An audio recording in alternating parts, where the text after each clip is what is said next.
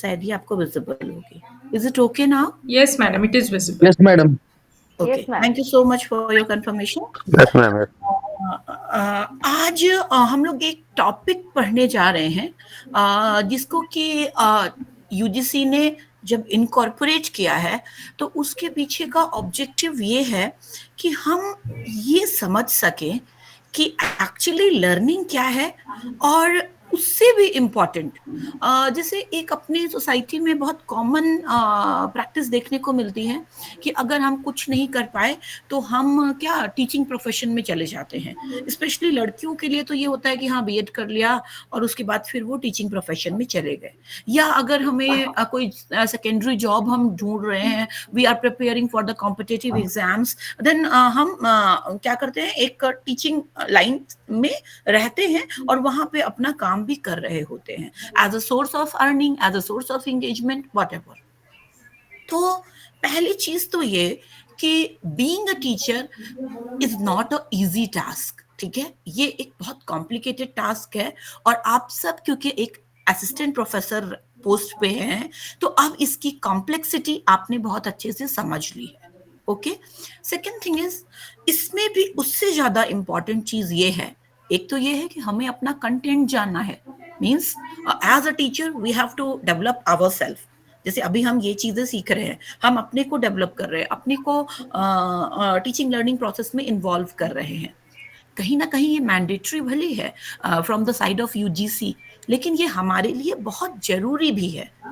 Okay, तो जो दूसरा है हमारे टॉपिक का सेक्शन, वो और भी ज्यादा इम्पोर्टेंट है कि हमें लर्नर के बारे में पता करना और उनकी कैपेबिलिटीज को जानना और अकॉर्डिंग टू देयर कैपेबिलिटीज अपनी टीचिंग लर्निंग प्रैक्टिसेस को फ्रेम करना, इट इज वेरी इंपॉर्टेंट. तो इस पूरे प्रेजेंटेशन में जो आज हम लोग 2 सेक्शन में डिवाइड करके करेंगे, उसमें हम इनसी पे डिस्कस करने वाले हैं. और जो हमारा चैलेंज है एज ए टीचर, सबसे बड़ा चैलेंज जो है वो आप अपने दिमाग में रखिएगा, इंस्ट्रक्शनल वैरायटी. अगर हमारे पास इंस्ट्रक्शनल वैरायटी है, कंटेंट तो वैरी नहीं कर सकता. कंटेंट तो मान लिया हमारा पीजी में सब्जेक्ट पॉलिटिक्स है, सॉरी ये है हिस्ट्री है, या इकोनॉमिक्स है, या ज्योग्राफी है, या साइंस है, जियोलॉजी बॉटनी केमिस्ट्री है, कंटेंट सेम रहेगा. बट क्या बदलेगा? Instructional variety. इंस्ट्रक्शनल वैरायटी किसके अकॉर्डिंग बदलेगी? In terms of learner and condition, learning environment. जैसा आपका लर्नर की रिक्वायरमेंट होगी, जैसा आपका लर्निंग इन्वायरमेंट होगा, वहां पे हमें उस तरह से अपनी टीचिंग को चेंज करना पड़ेगा, अपने इंस्ट्रक्शनल प्रोसेस को चेंज करना पड़ेगा. So this technique we are going to understand in this very lecture series. तो शुरू करते हैं. और हाँ, आप सभी से एक मेरी रिक्वेस्ट है, क्योंकि मैं जब ये फुल स्क्रीन मोड में जाते हैं तो what ever the issue, I don't know, एक समय होता था कि हम अपना विंडो भी देख पाते थे, शायद जूम पे था, लेकिन अभी मैं विंडो नहीं देख पा रही हूँ और मैसेज के लिए मुझे अगेन स्किप करके जाना पड़ेगा, तो मैं मैसेज भी नहीं देख पा रही. तो जब भी आपको कोई भी क्वेरी लगे, प्लीज आप अपने को अनम्यूट करके वो क्वेरी जरूर पूछ लीजिएगा. मुझे अच्छा लगेगा कि अगर ये सेशन इंटरैक्टिव हो. क्यों? क्योंकि अभी ऑनलाइन मोड के अपने बहुत फायदे हैं, ठीक है, एज अ पार्टिसिपेंट भी और एज अ रिसोर्स पर्सन भी, मेरे लिए भी. लेकिन हमें अगर सेशन इंटरैक्टिव हो तो अच्छा लगेगा. और बाकी मेरे साइड से तो मैं अपना कंप्लीट करूंगी ही, लेकिन आप अपनी क्वेरीज जरूर प्लेस करिएगा, मुझे अच्छा लगेगा. ठीक है, मुझे कुछ नया सीखने का मौका मिलेगा, क्योंकि हर बार हर सेशन में मैं ये देखती हूँ कि जब मैं ये सेशन लेके फ्री होती हूँ तो मेरे पास कुछ नई चीजें होती हैं. ठीक है, to discuss at any platform. तो चले आगे चलते हैं. तो देख लेते हैं कि क्या सीन है अभी. अभी का तो बिल्कुल एक ही सीन क्लियर है कि जो हम बोलें उसको एज इट इज रट लीजिए, और रटने के बाद जितने अच्छे तरीके से एग्जाम में आप लिख लेंगे, अगर जो हमने लिखवाया था कॉपी पे या बोर्ड पे या जो नोट्स दिए थे, अगर एज इट इज हमें आपके एग्जाम में मिल जाए कॉपी, तो नो डाउट कि वो स्टूडेंट ही क्या है, टॉपर है. अब एज ए टीचर आप पिक्चर में देख पा रहे होंगे। हमें यहाँ पे समझने की जरूरत है कि ठीक है, एक बच्चे ने बहुत अच्छा आपका कंटेंट रिप्रोड्यूस किया इन द आंसर स्क्रिप्ट, आप बहुत खुश हो गए, आपने उसको बहुत नंबर दिया। बात अबाउट द क्रिएटिविटी, वो आगे कहाँ स्टैंड करेगा। आज हम अगर इमेजिन करें आज से 20 साल बाद जो हमारी अगली जनरेशन आने वाली है, वो जनरेशन कैसी होगी, क्या हम उस 20 साल बाद की सिचुएशन के लिए उस बच्चे को तैयार कर पा रहे हैं इस मेथड से? बिल्कुल नहीं। और दूसरी बात जो मैं हर बार हर लेक्चर में बोलती हूँ, प्रीति मैम होंगी, सुन रही होंगी, ये जो हमारा स्कूल है ना, इसमें दो बेल बजती हैं, एक मॉर्निंग बेल होती है और एक इवनिंग बेल होती है। ठीक है, अभी तो मैंने स्कूल्स में देखना शुरू किया है, अलग अलग क्लासेस के अलग अलग टाइम पे लीव होते हैं तो इवनिंग बेल होती ही नहीं है। फिर भी बच्चे की बायोलॉजिकल क्लॉक सेट हो चुकी होती है कि कब उसकी छुट्टी होने वाली है। ठीक है, तो जो दोनों घंटियां हैं वो सेम है। अब इन दोनों घंटियों का जो साउंड है उसका साउंड भी सेम निकलता है, जो घंटी है उसका बेल का साउंड सेम होगा, जो भी कैटेगरी हम यूज करें। अब हमारा as a teacher, as a member of society, as a part of teaching learning process, हमारा चैलेंज ये है कि जिस दिन हम अपने बच्चों के अंदर वो दोनों बेल का जो साउंड है उसके लिए बराबर खुशी का स्तर निर्णय कर लें, और उसी दिन हम क्या होंगे, एक सक्सेसफुल टीचिंग लर्निंग सोसाइटी बना पाएंगे। और हम जानते हैं, हम अपने समय से जानते हैं, सुबह की बेल हमें क्या करती थी, इरिटेट करती थी कि हमें स्कूल जाना है, हमारा स्कूल शुरू हो गया। और शाम की बेल का हम इवन इंतजार करते थे 1 घंटे 2 घंटे पहले से कि कब वो बेल बजेगी और कब हम यहाँ से फ्री हो जाएंगे। तो स्कूल को हमें एक ऐसा place, school college university whatever the institution we are dealing with, उसको एक ऐसा प्लेस बनाना पड़ेगा कि वहां पे बच्चे जो हैं वो खुद आना चाहें। हम टीचर ट्रेनिंग डिपार्टमेंट में हैं, तो हमारे यहाँ पे एनसीटी की गाइडलाइन चलती है 75% attendance should be compulsory for all the program in the university, but here 85 category is 85। हम बच्चे को फोर्स करके बुलाते हैं कि आपको 85% हमारी क्लास अटेंड करनी ही करनी है। क्यों? उसका रीजन ये अगला पिक्चर बता रहा है। क्यों? क्योंकि स्टार्टिंग से ही हमारा जो मोड ऑफ टीचिंग लर्निंग रहा है वो यही रहा कि एक बैग भर के बुक्स, बैग भर के सब, मतलब डिटेल ऑफ सब्जेक्ट्स जिनका कोई भी लेना देना नहीं है हमारे आगे की सोसाइटी से, आगे के कल्चर से। एक बच्चे ने स्कूल लेवल पे या किसी पर्टिकुलर स्टैंडर्ड पे या किसी पर्टिकुलर स्टेज ऑफ एजुकेशन पे क्या क्या पढ़ा है और उसको आज वो कितना यूज कर पा रहा है अपनी लाइफ में, इसको थोड़ा सा देखने की जरूरत है और इसको समझने की जरूरत है। और जिस दिन हमने ये समझ लिया, हमने ये यूटिलिटी प्रूफ कर दी कि आज आप जो हमारी क्लास में पढ़ेंगे वो आप घर जाके शाम को भी यूज कर सकते हैं, या नेक्स्ट डे सोसाइटी में कहीं पे आप पार्टिसिपेट कर रहे हैं तो आप उसको यूज कर सकते हैं।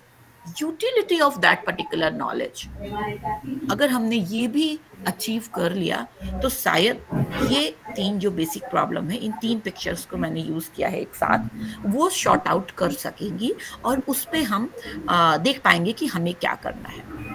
इसके लिए चिंता जो आई थी वो NEP 2020 आप सब ने देखा होगा, एक छोटा सा डॉक्यूमेंट है और अभी हम 5 साल में एंट्री कर चुके हैं। 5 साल से इस पे काम हो रहा है, चीजें देखी जा रही हैं। तो हमारी जो नेशनल एजुकेशनल पॉलिसी है उसका भी बेसिक प्रॉब्लम, बेसिक फोकस यही है क्या, कि हर एक स्कूल को शिफ्ट करना पड़ेगा content based rote learning to skill और कॉम्पिटेंसी बेस्ड लर्निंग। अभी हम क्या करते हैं, कंटेंट हमारे पास बहुत बड़ा सा है, आपको रटना है, रटना केवल जो अल्टीमेट ऑप्शन है, कोई भी एग्जाम हो, बड़े से बड़े एग्जाम में जो अल्टीमेट हमारे पास कैरेक्टरिस्टिक होनी चाहिए वो क्या होनी चाहिए, मेमोरी।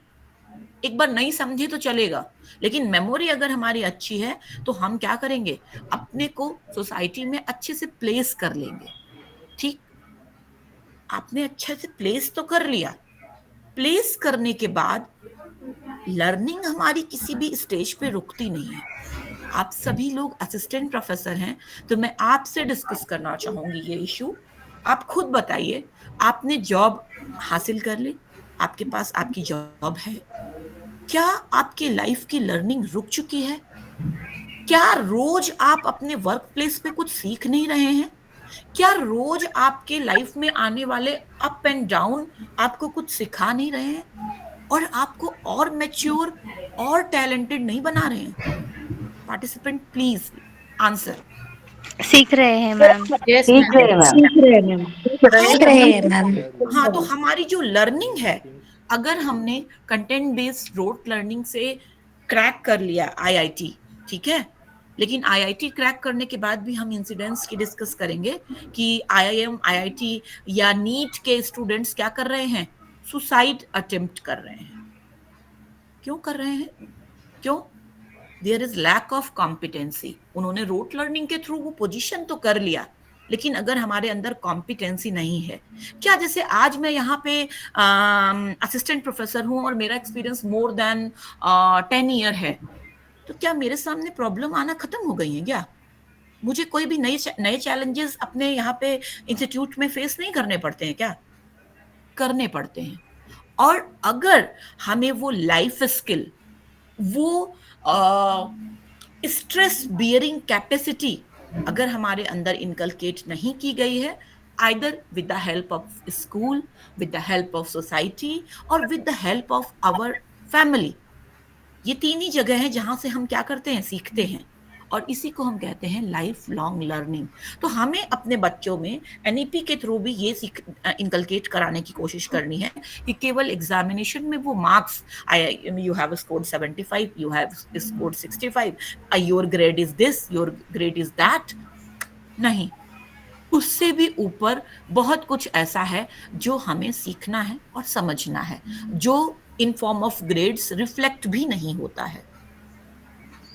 अभी जो कंडीशन हो गई है ई लर्निंग की, तो वहां पे ये चैलेंज और भी थोड़ा ज्यादा बढ़ गया है। क्यों? छोटा सा एग्जांपल से क्लियर कर देती हूँ। जैसे अगर मैं आपके साथ लाइव, आप एक क्लासरूम में बैठे होते, मैं वहां होती, ये स्क्रीन चल रही होती और मैं आप लोगों के बीच में होती, तो आप भी शायद एज अ टीचर मेरी पर्सनालिटी से भी ज्यादा मतलब प्रभावित हो रहे होते, और मैं एज अ स्टूडेंट या as a group of participant आप लोगों को ज्यादा समझ पा रही होती, क्योंकि हमें भी 12 साल से एक्सपीरियंस है, तो हम वो चीज समझ रहे होते और हम शायद ज्यादा अच्छे से इंडिविजुअल डिफरेंसेस को या अपनी इंस्ट्रक्शनल वैरायटी, जो मैंने सबसे पहले आपके लिए एक वर्ड यूज किया है कि हमें वही ध्यान देना है, शायद मैं वो ज्यादा अच्छे से ध्यान दे पा रही होती, जो अभी इस प्लेटफॉर्म पे हमारे लिए और चैलेंजिंग हो गया है एज अ टीचर। स्टूडेंट्स के लिए कहीं ना कहीं फायदा भी है, क्योंकि वो जहाँ पे नहीं जा सकते थे वहां पे भी वो पहुंच सकते हैं, उस कंटेंट को समझ सकते हैं, लेकिन कहीं ना कहीं नुकसान भी है। क्योंकि मैं अगर एज ए इंडिविजुअल इसका आंसर करूं आप लोगों को, तो मैं अगर अपने को जहाँ पे भी पाती हूँ, आज जहाँ पे भी देखती हूँ, तो जिस भी कंडीशन में जब कभी होती हूँ, तो कोई ना कोई पर्सनालिटी है जो आपको सीधे से अफेक्ट करती थी, और उस पर्सनालिटी के आप उस प्रभाव में चीजों को करते हैं और आपका पूरा life long learning, life long behaviour उस पर डिपेंडेंट होता है। तो कहीं ना कहीं स्टूडेंट्स को मुझे लगता है कि इस मोड से नुकसान ही हो रहा है, फायदा तो उतना नहीं है। आज हमें डिस्कस क्या क्या करना है, what is the concept and characteristics of learning. तो अगर हमारे ग्रुप में आप में से कोई एजुकेशन से फील्ड से होंगे, तो those were very much comfortable with this topic, because उनको ऑलरेडी ये सब कुछ पता है। फिर what are the factors affecting process of learning, वो कौन कौन से फैक्टर्स हैं जो लर्निंग की प्रोसेस को अफेक्ट करते हैं, ठीक है। तो इसमें वही सबसे ज्यादा इंपॉर्टेंट पॉइंट है, instructional variety, approaches of learning, individual differences कैसे हैं लर्नर के बीच में और वो क्यों होते हैं और उनको हमें डील करना क्यों जरूरी है, ये हम यहाँ देखेंगे। और क्या रीजंस हैं और इनको एज अ टीचर हमें क्यों डील करना चाहिए। So it is educational implication of individual differences. Learning styles भी अलग अलग होती हैं, तो वो डिफरेंट लर्निंग स्टाइल्स कौन कौन सी हैं।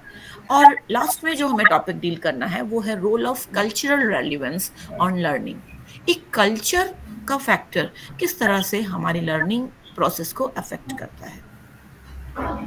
सबसे पहले जो पुराना सबसे तरीका था लर्निंग को समझने का वो यही था कि स्टूडेंट के पास कुछ पहले से होता है, कोई नॉलेज का लेवल जिसको कि हम प्रीवियस नॉलेज लेवल बोलते हैं, ठीक है, एंटरिंग बिहेवियर भी बोलते हैं, या इसी को हम इनपुट बोलते हैं, ठीक है।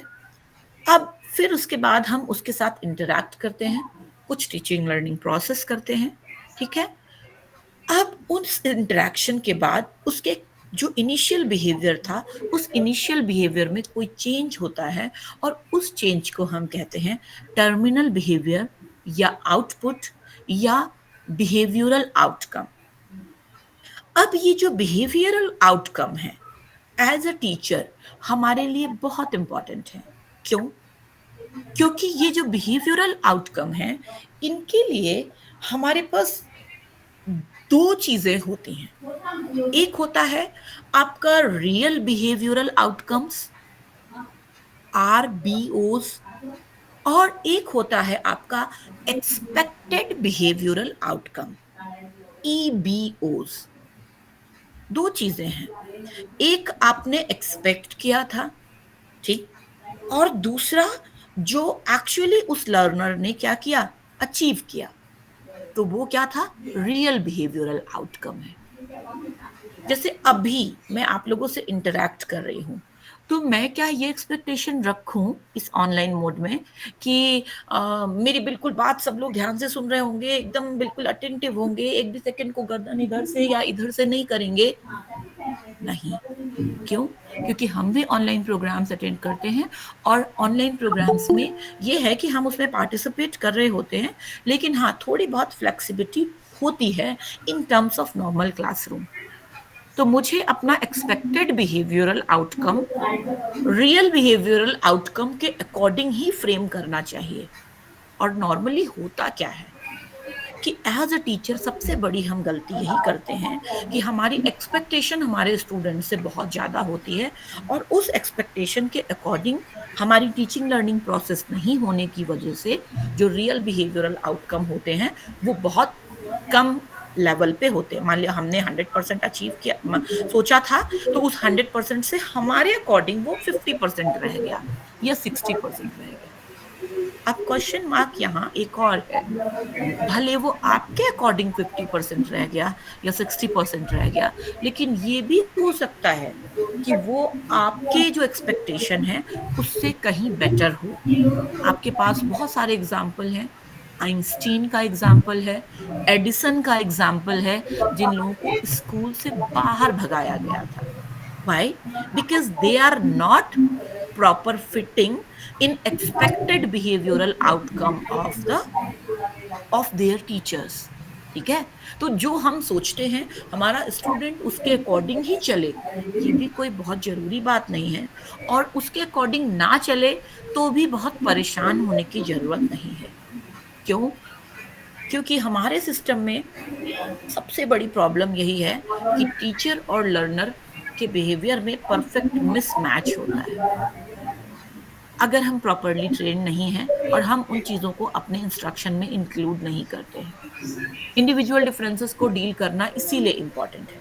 आप हमेशा देखेंगे कि आपके क्लासरूम में जो बच्चा सबसे ज़्यादा बदमाशी करता है वही कहीं ना कहीं एट द एंड, अगर आपने प्रॉपरली हैंडल कर लिया, तो वो सबसे मैच्योर बच्चा हो जाता है आपके क्लासरूम का, और वही नो डाउट टॉपर भी होता है। क्यों? क्योंकि उसके अंदर कुछ डिफरेंट एबिलिटीज हैं, गिफ्टेडनेस है, हाईली क्रिएटिव है, और वो आपके लिए क्या होता है, एसेट होता है क्लासरूम में।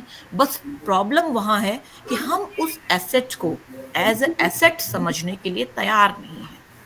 हम क्या कर रहे होते हैं, हम उन बच्चों को बहुत ये कहते हैं कि जो हमारे क्लासरूम में बिल्कुल सर झुका के या बिल्कुल गर्दन ऐसे करके हमको सुन रहे हैं, हाँ में हाँ मिला रहे हैं, तो हमारे लिए वो बच्चा बहुत अच्छा हो जाता है। और कोई एक बच्चा अगर जरा सा हमारी क्लास में थोड़ा इधर उधर झांकने लगा, देखने लगा, कॉपी पे कुछ और करने लगा, तो वो बच्चा हमारे लिए क्या हो जाता है, बुरा हो जाता है। नहीं, हमें एज अ टीचर अपने बिहेवियर को मॉडिफाई करना पड़ेगा, क्योंकि हमारी ये एक नेशनल रिस्पॉन्सिबिलिटी है कि हमें उस गिफ्टेडनेस को क्लास में नर्चर करना है, क्योंकि ये केवल आपके क्लास में 2% होते हैं जो आपके नेशनल एसेट हैं, और वही बच्चे, हाईली क्रिएटिव बच्चे, आपके नेशनल कंट्रीब्यूशन में क्या करते हैं, कंट्रीब्यूट करते हैं। और आप अगर उसको सप्रेस कर रहे हैं तो it is a kind of crime, I think. ठीक है, नेक्स्ट स्लाइड पे चलते हैं। तो व्हाट इज लर्निंग? लर्निंग है क्या? थोड़ा सा लर्निंग के बारे में समझ लेते हैं। कोई भी ऐसी चीज जो बिहेवियरल चेंजेस हो, ठीक है, बिहेवियरल चेंजेस हो, बट वो चेंजेस जो हो वो कैसे हो? परमानेंट हो। कभी कभी बहुत सारे बिहेवियरल चेंजेस होते हैं लेकिन वो टेम्पोररी होते हैं, किसी भी चीज के किसी भी इफेक्ट की वजह से हो सकते हैं। तो लर्निंग के लिए पहली कंडीशन यही है कि it is a relatively permanent change in behaviour. और कैसे होगा? With the help of experience. Learning is the modification of behaviour through experience and training. तो लर्निंग में क्या है? बिहेवियर मॉडिफिकेशन भी आ गया, एक्सपीरियंस भी होगा, उसी में इनकॉर्पोरेट होता जाएगा, और ट्रेनिंग की मदद से भी हम इसको क्या करेंगे? अचीव करेंगे। और क्या है? Acquisition of habits, knowledge and attitude. यहाँ पे मैंने गलत लिखा हुआ है, हैबिट्स के आगे पॉजिटिव हैबिट्स होगा। कभी हम स्मोकिंग को लर्निंग नहीं कहते कि हम स्मोकिंग सीख रहे हैं, it is a learning. No, हम how to drink, it is not learning. So acquisition of positive behavior, positive habits, knowledge and attitude is learning. Learning is a process of progressive behavior adoption. हम कुछ ना कुछ progressive करेंगे तभी हम उसको क्या कहेंगे? लर्निंग कहेंगे। ओके, अब देख लेते हैं रॉबर्ट गैने। इन्होंने इनिशियल फेजेस में, मतलब ये 18th सेंचुरी की बातें होंगी यहाँ पे। तो वो क्या है, वहाँ पे उन्होंने लेट 18th में जो बहुत फेमस थ्योरी दी थी, इनकी बुक है कंडीशंस ऑफ लर्निंग। उसमें क्या कहा? A change in human disposition और capability that persist over a period of time and is not simply referable to process of growth. इन्होंने एक बहुत अच्छी चीज इंक्लूड करी, लर्निंग को आपको ग्रोथ के साथ रिलेट नहीं करना है। क्यों? थोड़ा सा समझ लेते हैं। दो तरह के बिहेवियर होते हैं, एक बिहेवियर होता है इन्नेट बिहेवियर, और दूसरा बिहेवियर होता है एक्वायर्ड बिहेवियर। बिहेवियर चेंज की बात ही हो रही है लर्निंग में। इन्नेट बिहेवियर का मतलब वो बिहेवियर जो किसी भी इंडिविजुअल में उसके जन्मजात होते हैं, और एक्वायर्ड बिहेवियर जो बिहेवियर हम सीखें। एक छोटा सा एग्जांपल लेती हूँ, जैसे किसी भी डकलिंग, बतख के लिए, बतख के छोटे बच्चे के लिए तैरना इन्नेट बिहेवियर है। क्यों? आपको उसको सिखाना नहीं पड़ेगा ले जाके। या किसी भी बर्ड के लिए उड़ना क्या है, उसको सिखाना नहीं पड़ेगा, वो खुद ही उड़ जाएगा बच्चा एक दिन। और जो बतख होगा, वो बतख का बच्चा, उसको आप कहीं पे भी छोड़ दीजिए, वो पानी में तैर ही लेगा, because it is innate behaviour. अब what is acquired behaviour? Acquired, हाँ, ह्यूमन बीइंग के लिए चलना, कि हम कहते हैं हम बच्चे को चलना सिखा रहे हैं। अच्छा, बच्चे को चलना सिखाना पड़ेगा, क्या है? वॉकर यूज कर रहे हैं, पकड़ के चला रहे हैं। अभी तो वो देखा होगा, अगर कुछ लोग अर्ली पेरेंटहुड स्टेज में होंगे, तो एक तरह की वो स्ट्रेचेबल बेल्ट टाइप की आ गई है कि उस बेल्ट में बच्चे को डाल दिया है और हम बच्चे को चलना सिखा रहे हैं। बच्चे को चलना सिखाना पड़ना ही नहीं है। क्यों? क्योंकि चलना उस बच्चे के लिए नेचुरल प्रोसेस है, इन्नेट बिहेवियर है, और वो आता है under the process of growth. जब उसकी मसल्स, बोन्स इतनी स्ट्रांग हो जाएंगी तो उसको आपको चलना सिखाना नहीं है, वो खुद सीख लेगा। जैसे चिड़िया को उड़ना नहीं सिखाना है, बतख को तैरना नहीं सिखाना है, वैसे ह्यूमन बीइंग को चलना नहीं सिखाना है। Got it? These are the innate behaviour. अब हाँ, अगर आप सोचो कि चलना सिखा रहे हो तो 3 महीने में चला लो ना बच्चे को सिखा करके। नहीं सिखा सकते, नहीं चला सकते। क्यों? क्योंकि जो स्टेज है मैच्योरिटी की, from 9 month to 2 year, 2 year के बीच में बच्चा खुद ही चलने लगेगा, आप चाहे सिखाओ या ना सिखाओ, ठीक है। हाँ, ये है कि थोड़ा ज्यादा मदद करोगे तो हो सकता है 8th मंथ में चलने लगे, या ज्यादा प्रैक्टिस करोगे, या जिसको 1 ईयर में चलना है वो 10 मंथ्स में चलने लगे, बस इतना फर्क पड़ सकता है। So these are the innate behaviour. Acquired behaviour, मान लिया ह्यूमन बीइंग जो है, हम लोग स्विमिंग सीखते हैं, पानी पे कैसे बैलेंस करना है, तो these are the acquired behavior. So these acquired behavior are the process of learning. How to walk on the ramp. Ramp walk अगर हम सीख रहे हैं तो वो क्या है, लर्निंग है।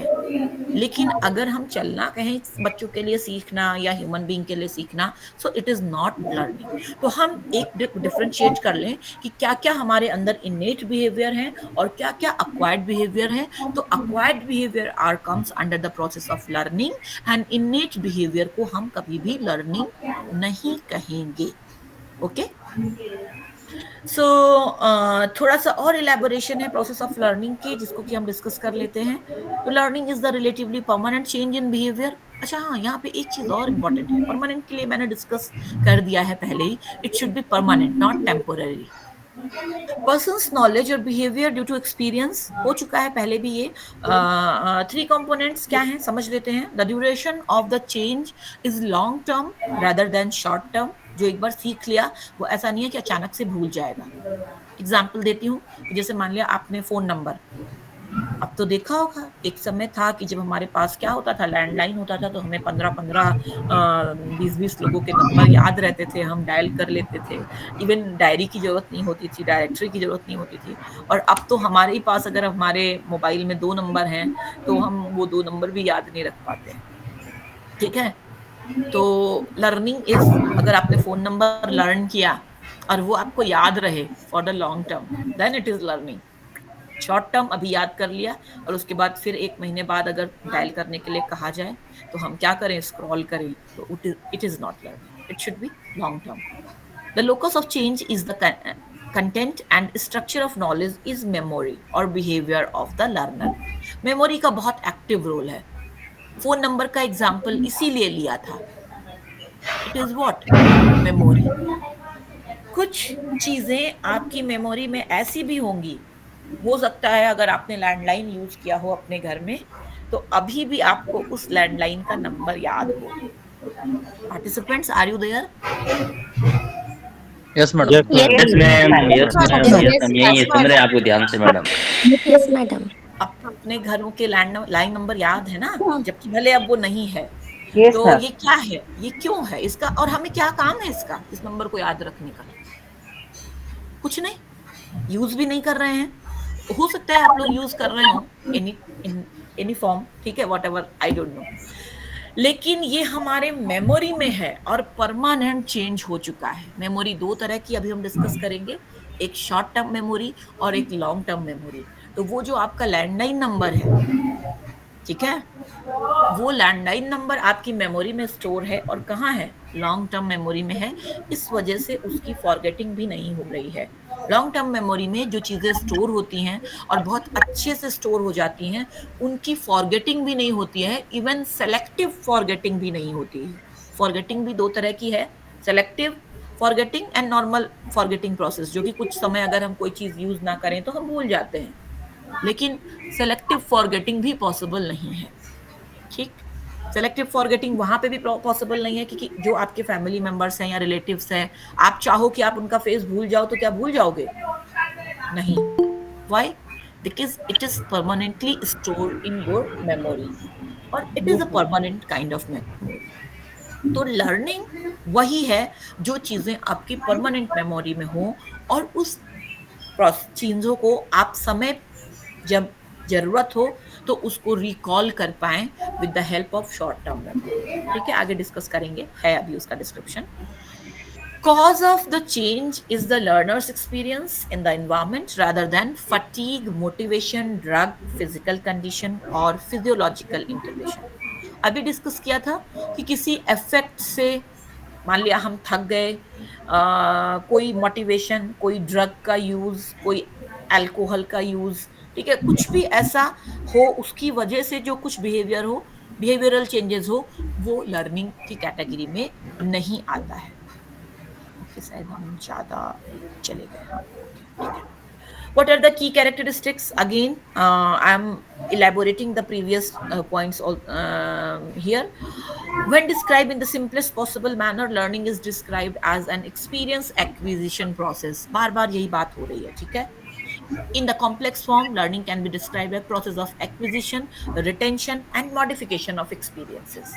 अभी जैसे आप लोग इस फेज में हैं, तो आपको बहुत सारी बातें पता हैं, लेकिन आप उसमें कुछ ना कुछ क्या कर रहे हैं, मॉडिफिकेशन शायद करेंगे। अगर आपको पहले से ये बातें पता हैं तो उसको कुछ मॉडिफाई भी हम कर सकते हैं, तो वो भी क्या है, लर्निंग है। It reestablishes the relationship between the stimulus and response. ये बहुत इंपॉर्टेंट है लर्निंग के लिए, स्टिमुलस और रिस्पॉन्स। स्टिमुलस कोई भी चीज जो आपके 5 सेंस चैनल को अफेक्ट कर सके। हमारे 5 सेंस चैनल कौन कौन से होते हैं participants, anybody? Eyes, ear, nose, tongue and skin. Okay, thank you so much. ये जो 5 सेंस चैनल है, इन 5 चैनल को कोई भी चीज जो स्टिमुलेट कर दे, वो उसको हम बोलते हैं स्टिमुलस। और उस स्टिमुलस के अगेंस्ट हम क्या रिस्पॉन्स देते हैं, तो ये क्या है, रिस्पॉन्स। ठीक, तो हम स्टिमुलस रिस्पॉन्स के बॉन्ड को समझेंगे। आगे की थ्योरीज हैं, तो हम यहाँ से टाइम अपना बचा रहे हैं और आगे बढ़ रहे हैं। It involves all those gamut of activities which may have a relatively permanent effect on the individual. The process of learning is concerned about experience acquisition, retention of experience, experience development in a step-by-step manner, synthesis of both old and new experiences. I think किसी को अपना mic mute करना पड़ेगा, check कर लीजिए, क्योंकि कुछ sounds आ रहे हैं बैकग्राउंड से। Participants, please check your mic. Unmute Harish sir, करना पड़ेगा। Okay, thank you so much for your cooperation. Synthesis of old and new experiences for creating a new pattern. हाँ, यहाँ पे एक बहुत इंपॉर्टेंट चीज निकल के आई है, स्टेप बाय स्टेप मैनर।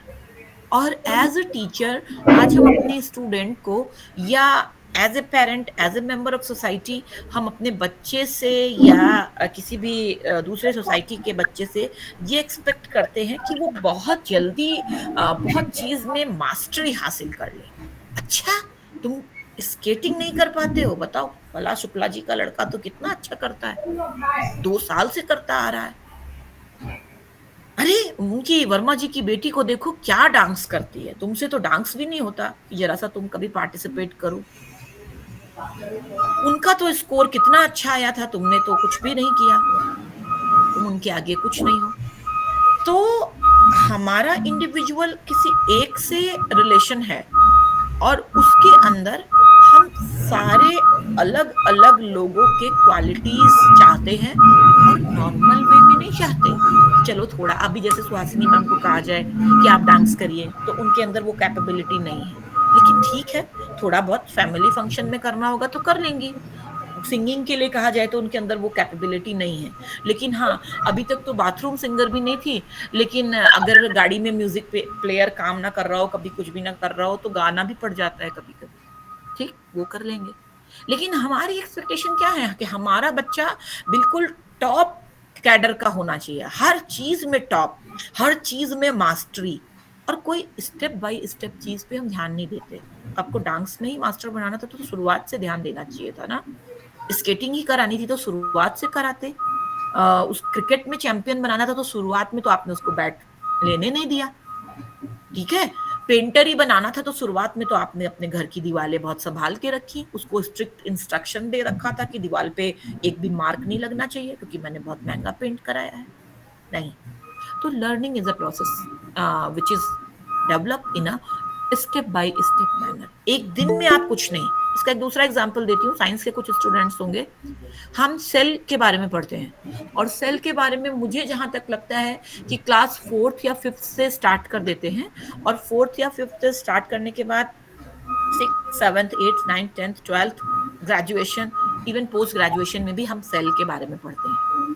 मैं इसका एग्जाम्पल इसलिए ले रही हूँ because I am MSc geology, तो हम MSc में भी सेल पढ़ते हैं और क्लास 3rd या 4th से भी सेल पढ़ने लगते हैं, लेकिन उसकी कॉम्प्लेक्सिटी में। So step by step process को अगर हम नहीं फॉलो कर रहे हैं तो ये हमारे लिए ये एज अ टीचर या as a member of society ये हमारा लैक ऑफ नॉलेज है और हमें इस पे ध्यान देना चाहिए। अगली बात भी बहुत इंपॉर्टेंट है, learning is concerned about cognitive, cognitive and affective aspect. आप लोगों ने क्या ब्लूम टैक्सोनॉमी पढ़ी है? क्योंकि जैसे कि मैडम ने मुझे बताया है कि 2 जनवरी से आपका प्रोग्राम स्टार्ट था, तो अभी हो गए हैं करीब 12 दिन। अभी कोई ऐसा टॉपिक हुआ है जिसमें ब्लूम टैक्सोनॉमी पढ़ी हो? Participant please confirm. No ma'am. अभी नहीं। No ma'am. आगे आप पढ़ोगे तो लर्निंग को बेसिकली, लर्निंग या इंस्ट्रक्शन ऑब्जेक्टिव को बेसिकली बहुत मैं ब्रीफली बताती हूँ, 3 डायमेंशंस में बांटा जाता है। 3 डायमेंशंस कौन से हैं? कॉग्निटिव, अफेक्टिव और साइकोमोटर। कॉग्निटिव का मतलब संज्ञानात्मक क्षेत्र, अफेक्टिव का मतलब भावात्मक क्षेत्र और कोनेटिव या इसको साइकोमोटर भी बोलते हैं, इसका मतलब होता है क्रियात्मक क्षेत्र। तो लर्निंग जैसे स्टेप बाय स्टेप प्रोसेस है, वैसे ही एक प्रोसेस ये भी है कि जब हम लर्निंग प्लान करें तो हम किसी भी बच्चे के डेवलपमेंट को इन तीनों एरियाज में प्लान करें। हमारा कॉग्निटिव से मतलब है knowledge, comprehension, application, analysis, synthesis, evaluation. Affective से हमारा मतलब है रिसीविंग, रिस्पॉन्डिंग, वैल्यूइंग, ऑर्गेनाइजिंग, ये सब। कोग्निटिव स्किल या साइकोमोटर स्किल में वही सब आता है कि आप कितने अच्छे स्किल्स से रिलेटेड जितनी भी चीजें हैं, impulsion, manipulation, control, coordination, habit formation, naturalisation, ये सब कोग्निटिव डायमेंशन में आते हैं। तो हम अभी सबसे बड़ी गलती क्या कर रहे हैं, हम अपने क्लासरूम में, मैंने वो पहली पिक्चर दिखाई थी जहाँ पे बैग लोड, वो कहाँ था? केवल कॉग्निटिव एस्पेक्ट में था। आप दिमाग में कचरा भर रहे हैं या कुछ भी भर रहे हैं। तो आप जिस दिन बच्चे को skill based learning, cognitive learning सिखाएंगे, इफेक्टिव लर्निंग सिखाएंगे, तो वो उसको तुरंत इमीडिएटली अपने घर में, अपनी सोसाइटी में जाके यूज कर सकता है। तो अब हमारे पास चैलेंज यही है और NEP 2020 में भी इसी पे फोकस किया गया है कि हम ये अफेक्टिव एस्पेक्ट और जो कोग्निटिव या साइकोमोटर एस्पेक्ट है उस पे फोकस करें। अगर आप अपने स्कूल में, अच्छा हाँ, मैं एक यहाँ पे एक इंसिडेंट शेयर करना चाहती हूँ, प्लीज उसको अदरवाइज मत लीजिएगा, लेकिन मुझे कल बहुत अच्छा लगा। फेसबुक पे एक लेडी थी, कोई, मैं उनको जानती भी नहीं थी इवन, वो जनरल जो वो होते हैं ना in form of ad whatever जो फ्लैश होते रहते हैं मैसेज, उन्होंने ये शेयर किया था कि स्कूल में वंस अपॉन ए टाइम हम लोगों से वो मंगाए जाते थे क्राफ्ट के काम में, रुमाल, 12 रुमाल होते थे और उन 12 रुमाल में 12 तरह की स्टिचेस किए जाते थे। तो कल मैं एक चीज रिलेट कर पाई, जैसे मैं अभी अपने घर में मेड रखती हूँ क्योंकि मैं अकेले रहती हूँ, मेरे हस्बैंड डॉक्टर हैं और वो पूरा टाइम डॉक्टर्स फ्री नहीं रह पाते, तो उनके साइड से कोई सपोर्ट नहीं है और मुझे बच्चे पूरे मतलब देखना पड़ता है, तो मैं मेड देखती हूँ। तो अभी ऐसी मेड हमारे साथ मिलती हैं जो मतलब स्टिच भी नहीं कर सकती, कुछ भी अगर कुछ डिस्टर्ब हुआ तो जरा सा कुछ भी नहीं कर सकती। और एक समय वो था, ये जो रुमाल वाला कॉन्सेप्ट था कि आपको प्रोजेक्ट में, क्राफ्ट वर्क में सिखाया जाता था, एक बॉक्स में आप क्या करते थे, उन रुमाल में 12 तरह की अलग अलग स्टिच करके दिखाते थे, वो आपको मिल भी जाते थे। और मैं आपको बताऊं, इट इज वेरी इंटरेस्टिंग, ये हमने अपनी मम्मी के उसमें सामान देखा भी है। मम्मी ने सारा सामान लाया था, तो टेबल कवर और पिलो कवर, उस पे भी डिफरेंट टाइप की, हाँ ये टेबल कवर पे डिफरेंट टाइप की स्टिचेस, डिफरेंट टाइप के क्लॉथ्स पे। आप ये सारी चीजें इवन क्राफ्ट वर्क में आप बच्चों को थोड़ी तो स्किल सिखा सकते हैं ना, जैसे आज हम 5 स्टार या 7 स्टार होटल में जाते हैं, हम आपको एग्जाम्पल दे रहे हैं कि आपको आपके क्लासरूम को इफेक्टिव कैसे बनाना है। बच्चा आपके क्लासरूम में क्यों आए, रोज क्यों आए, आपको 85% अटेंडेंस क्यों इंश्योर कंपलसरी ना करनी पड़े। अभी सभी 5 स्टार, अगर आप लोग का कभी भी एक्सपीरियंस रहा होगा, एवरीबडी आई थिंक सबके पास होगा।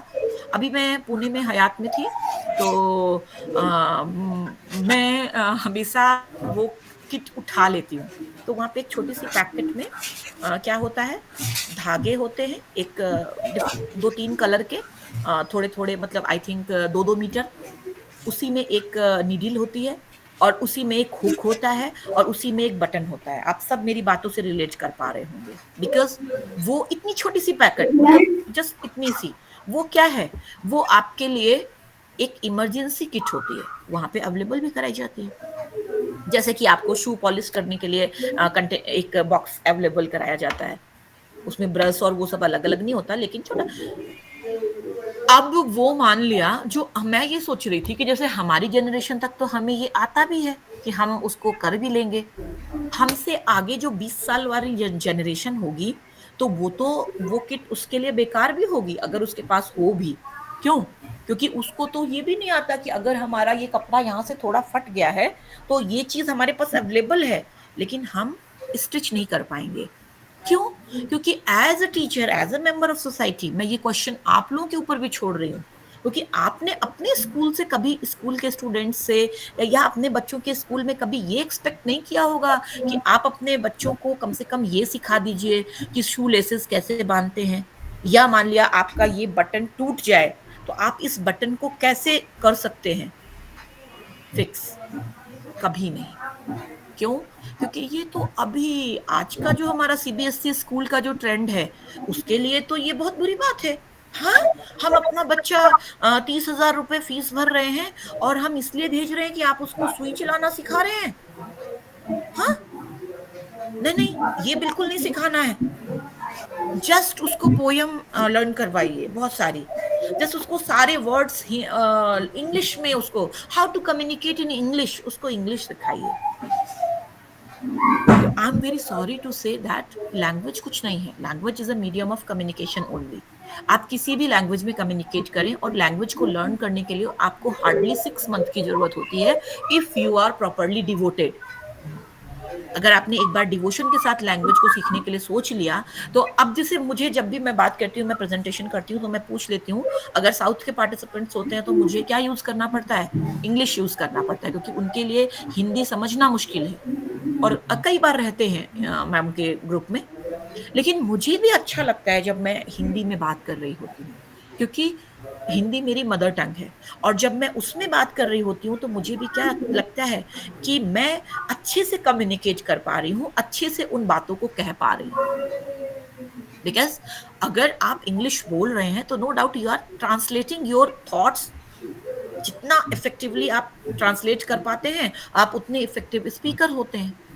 लेकिन कभी कभी हमें प्रॉब्लम भी होती है, जैसे ये वाला जो एग्जांपल मैंने डिस्कस किया, इसके लिए मुझे शायद प्रॉब्लम हो रही होती, मैं उतने अच्छे से एक्सप्लेन ना कर पा रही होती, मे बी। तो मेरा कहना ये है, कॉग्निटिव के साथ साथ कोनेटिव, दैट इज स्किल, और अफेक्टिव भी बहुत इंपॉर्टेंट है। क्यों?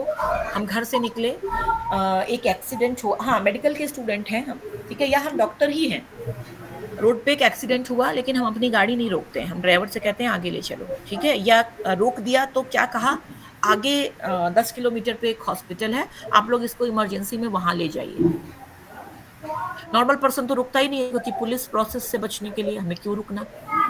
तो हम अगर डॉक्टर हैं तो हमें तो तुरंत वहीं उतर जाना चाहिए, और फर्स्ट एड उसको वहीं दे देनी चाहिए। बाकी आगे अपने हॉस्पिटल में बुला लो, या किसी दूसरे हॉस्पिटल में जहां उसको लोग ले जाना चाहें वहां पे वो चला जाए।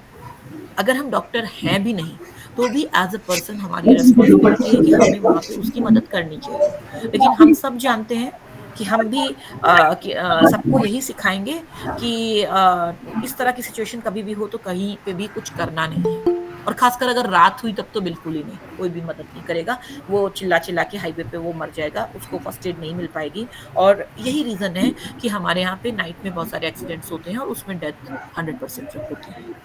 क्योंकि उनको फर्स्ट एड नहीं मिल पाती। या बहुत सिंपलर मैनर में बात करें, अगर हमने बच्चे को बायोलॉजी तो पढ़ाई क्लासरूम में, लेकिन हमने उसको ये इंपॉर्टेंस नहीं बताई कि ये जो प्लांट्स हैं, ये जो ग्रीनरी है या जो ये फ्लावर है, उनकी क्या इंपॉर्टेंस है, तो उसको केवल यही समझ में आएगा कि फूल को तोड़ लेना है और तोड़ के या तो घर पहुंचते पहुंचते वो टूट जाएगा और फिक जाएगा, या घर में भी गया तो वो अल्टीमेटली सूख जाएगा।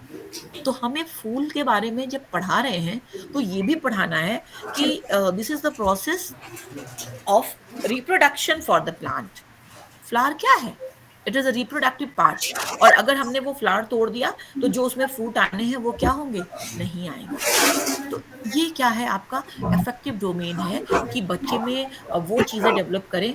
और जब आप इन साइकोमोटर डोमेन और अफेक्टिव डोमेन को डील करते हुए टीचिंग की प्रैक्टिस करवाएंगे अपने क्लासरूम में, तो नो डाउट कि आपका बच्चा जो है वो क्लासरूम में आपको उसको अटेंडेंस मैंडेटरी करने की जरूरत नहीं होगी। As per stage of learning आप उन चीजों को इनकलकेट कर सकते हैं।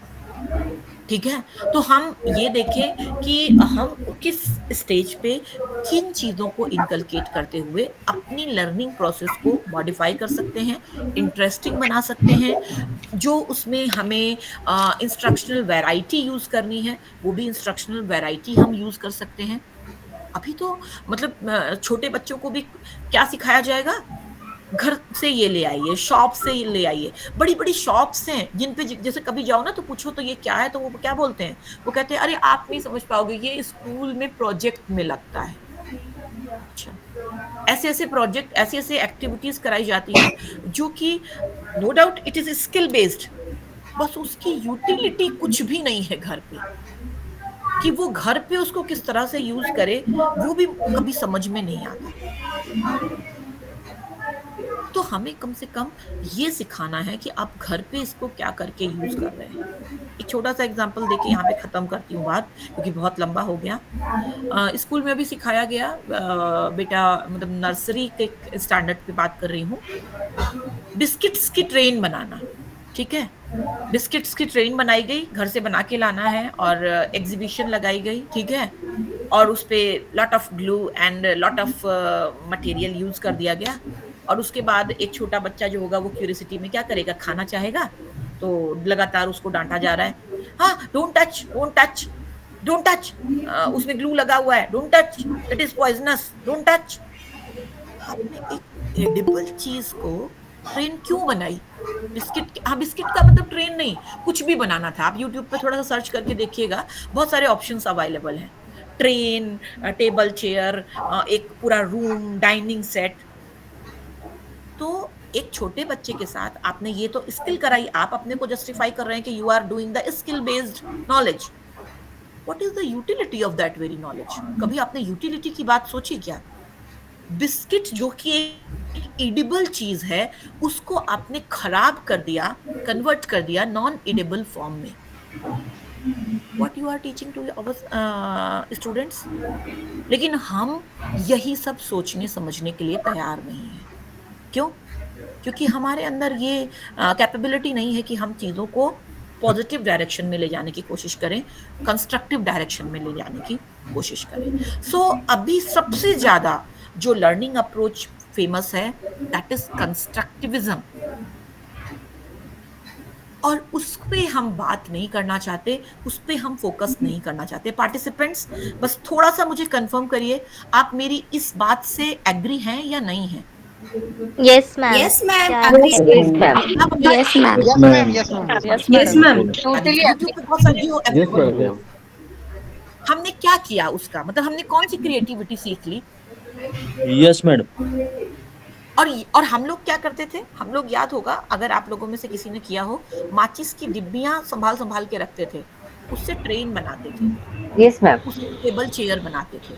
Yes, ma'am. True. Yes, madam. बिल्कुल सही पकड़ा। वो तो आज की डेट में बहुत गलत चीज है भाई। आप रॉ मटेरियल मतलब क्यों ऐसे कचरा बटोर रहे हो? और हम लोग के लिए वो कचरा क्या था? हमारा एसेट होता था बहुत बड़ा। ठीक है, और अभी हम क्या सिखाएंगे? बिस्किट से आप क्या बना सकते हैं।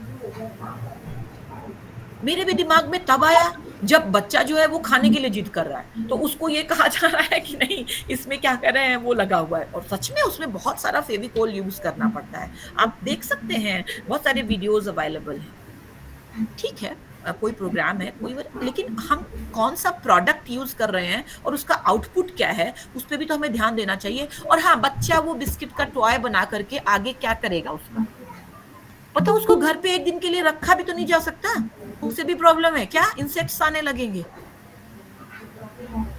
आप बिस्किट अगर थोड़ी जगह छोड़ दीजिए तो क्या होगा, रात में अगर छोड़ दीजिए बिस्किट कहीं पे रख के प्लेट में जमीन में, तो सुबह क्या देखने को मिलेगा उसमें, बहुत सारी चींटियां चींटियां लगेंगी। लगती दिखेंगे। चिटिया। ठीक है।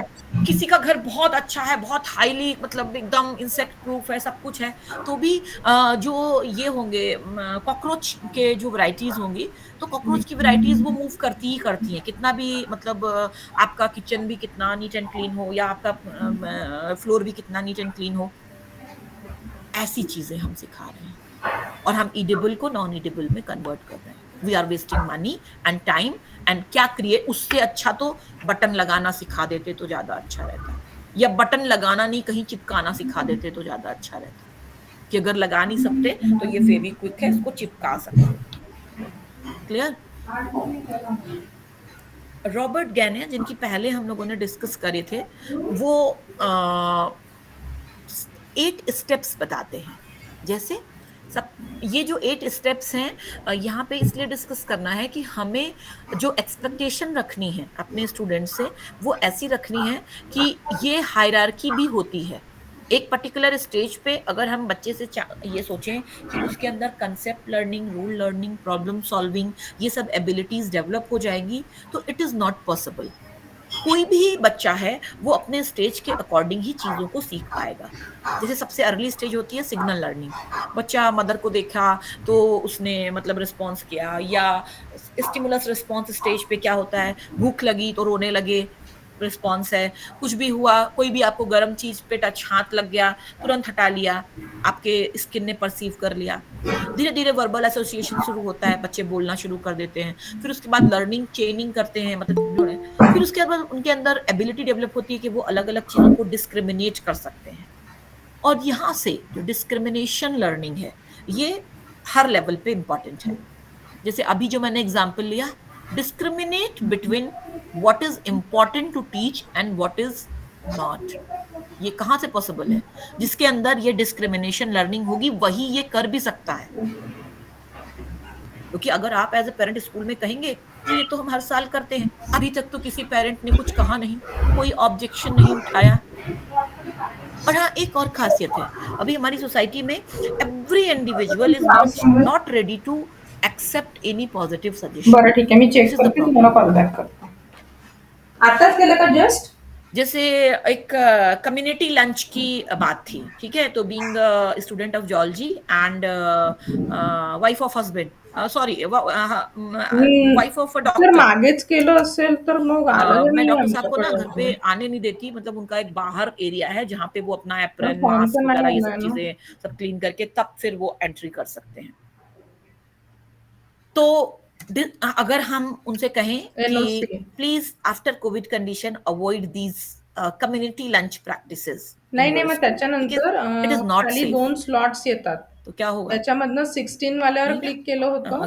नहीं, इससे एक हेल्दी इन्वायरमेंट बनता है, थांबा एक बच्चों में मिनिट ये होता चालू है। ठेवा. हमने कोविड कंडीशन फेस करी है, कोविड के बाद हमें बहुत चेंज होने की जरूरत है, और ये तब कहाँ की है बात ना? मैं आपको डिस्कस कर रही हूँ जिस वायरस का नाम मुझे याद नहीं है, आहे जो अभी सर फैल तुमच्याकडे रहा तो है, हा और नंबर व्हॉट्सअप नंबर नाही आहे का 25 ऑफ 9421 वाला? दिसंबर का ये इंसिडेंस था, कम्युनिटी लंच का। और उसके बाद नागपुर में भी 2 बरं केसेस ठीक आहे, मी रिपोर्ट ऍड किए करते. गए थे। I think it is approximately, हाँ हाँ, उसी वायरस की HMPV. बात कर रही हूँ मैं, उसका नाम भूल गई थी। हाँ, वो वायरस बेंगलुरु, नागपुर, सब जगह रिपोर्ट किया गया, और ये हम उस जगह हैं, हम वहां पे खड़े हुए हैं, और हमने मतलब पीछे इतना कुछ नहीं सीखा कि अब हमें सोशल डिस्टेंसिंग सिखानी है, अब हमें कम्युनिटी लंच की तरफ नहीं जाना है, अब हमें हेल्थ एंड हाइजीन सिखाना है, हाउ टू हैंड वॉश, और थोड़े थोड़े समय पे हमें हैंड वॉश करना चाहिए। पहले एक समय था कि हम बच्चों को सिखाते थे बिफोर लंच टाइम, आपको क्या करना चाहिए, हैंड वॉश करना चाहिए। अभी आप बच्चों को ये सिखाइए ना कि थोड़ी थोड़ी देर पे हमें हैंड वॉश करना है। सपोज 2 घंटे 3 घंटे बीत गए, आफ्टर प्ले ग्राउंड से भी आप वापस क्लास में आए तो you can wash your hand, वो सब नहीं सिखाएंगे। वो क्या है, जो प्रैक्टिसेस पहले से चली आ रही हैं हमें वही करनी है ना, हम उससे डेविएट नहीं कर सकते, because we have not the ability of discrimination learning. Try to discriminate between the situations. पहले कुछ और था और अभी कुछ और है। Next, concept learning. Concept learning stage यही है हमारे हायर एजुकेशन पे जहां पे हम किन्हीं कंसेप्ट्स को समझ पाते हैं। Rule learning, problem solving learning. Rule learning जहाँ पे कि हम रूल्स के बारे में जान पाए। बेसिकली जितनी भी हमारा मास्टर प्रोग्राम है वो कंसेप्ट लर्निंग, रूल लर्निंग और प्रॉब्लम सॉल्विंग लर्निंग पे ही बेस्ड है। ठीक है, आगे चलती हूँ।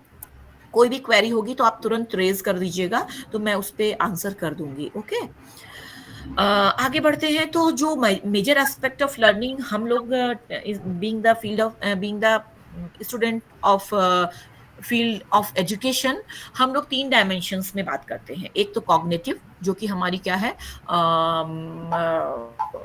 मेमोरी, ब्रेन, ये सारी प्रोसेस से रिलेटेड होती है। दूसरी बिहेवियरल और तीसरी सोशल। तीनों बहुत इंपॉर्टेंट है। कॉग्निटिव का मतलब ये है कि जहाँ पे हम इन सब चीज़ों की बात करेंगे, long term memory, short term memory, थोड़ी बात मैंने पहले भी की है। Logic, reasoning, encoding, decoding, problem solving, ये सारी बातें हमारी कॉग्निटिव स्किल्स में आती हैं। ठीक है, it is directly related with brain. फिर उसके बाद सोशल लर्निंग, जहाँ पे modelled behaviour, learning environment important होता है। सोशल लर्निंग भी बहुत इंपॉर्टेंट है हमारे लिए।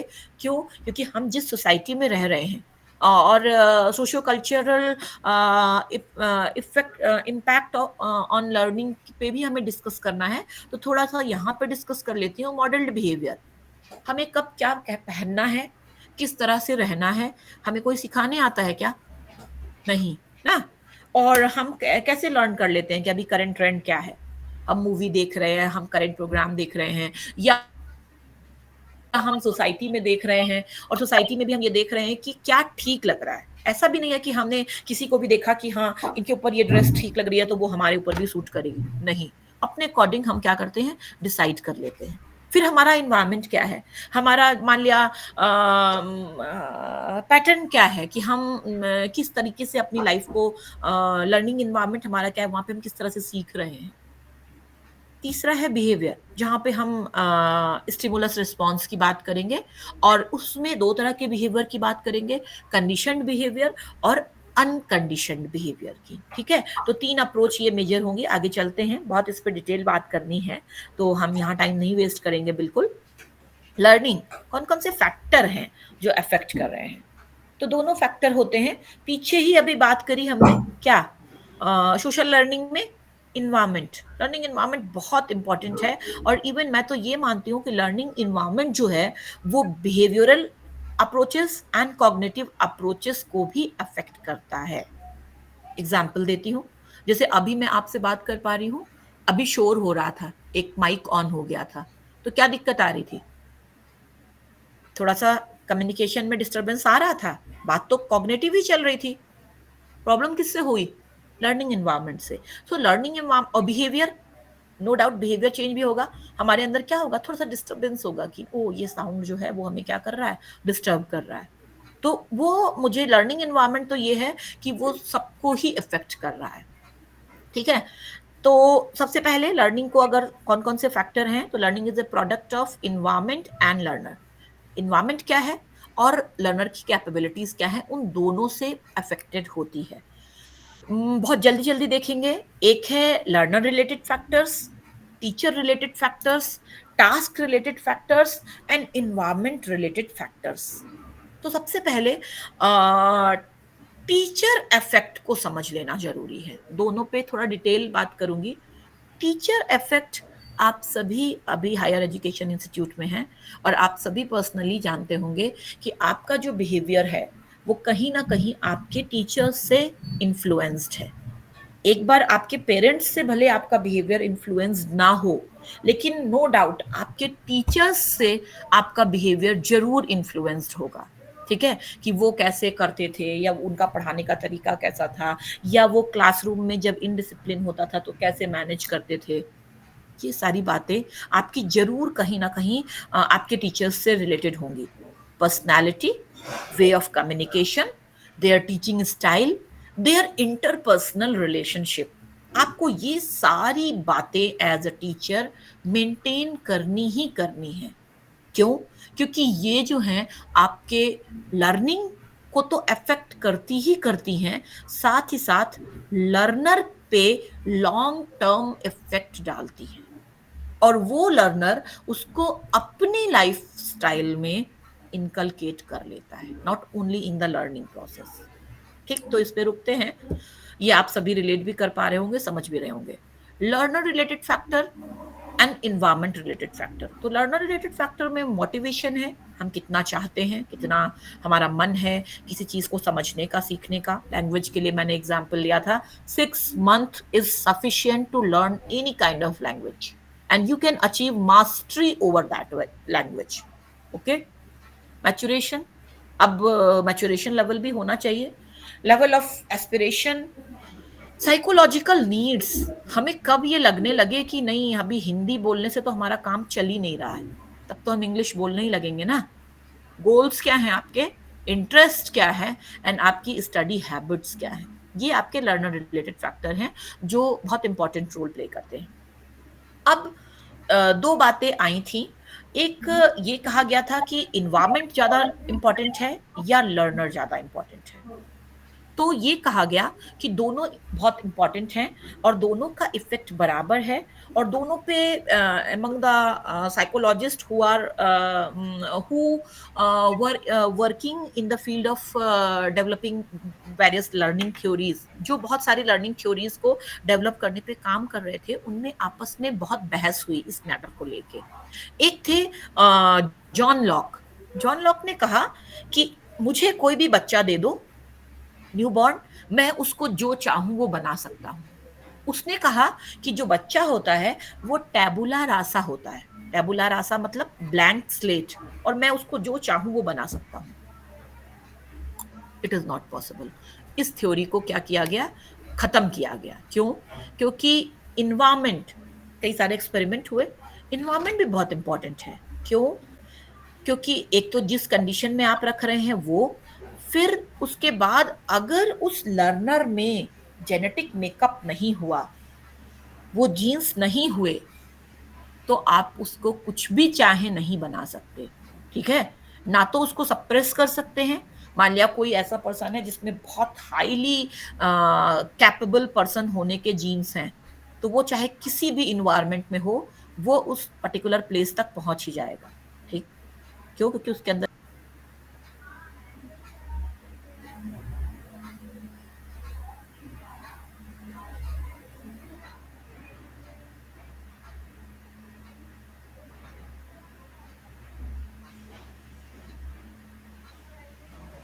मैम आपकी आवाज नहीं आ रही है। Ma'am you are not audible. Ma'am शायद डिस्कनेक्ट हो गए। No, ma'am, no. Screen not. Not audible ma'am.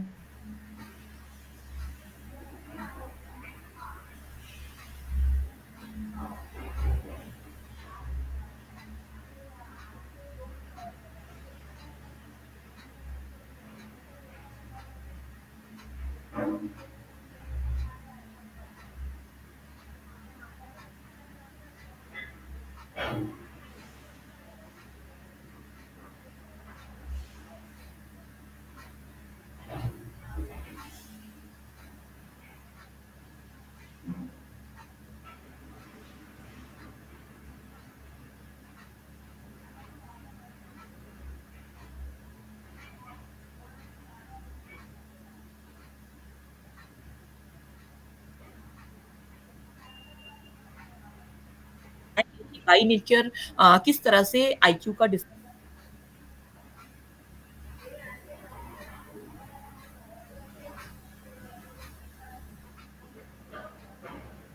Ma'am, you are not clearly audible as well as your screen is not visible to us. Can you please check? Ma'am का mic mute हो गया है।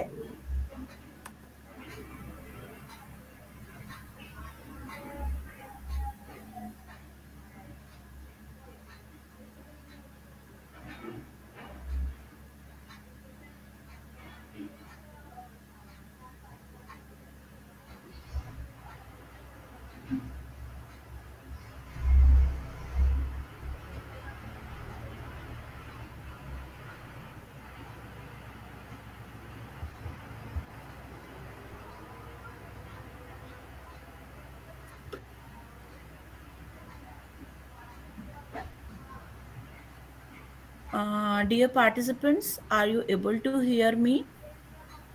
Yes, ma'am. Thank you. और मुझे ये भी बताइएगा कि हमने कहाँ से स्किप किया। जेनेटिक मेकअप का जो बात कर रहे थे हम, सप्रेस कर सकते हैं, उसके आगे भी कुछ। ओके ओके ओके, तो सबसे पहले तो मैं उसमें जा रही हूँ फुल स्क्रीन मोड में।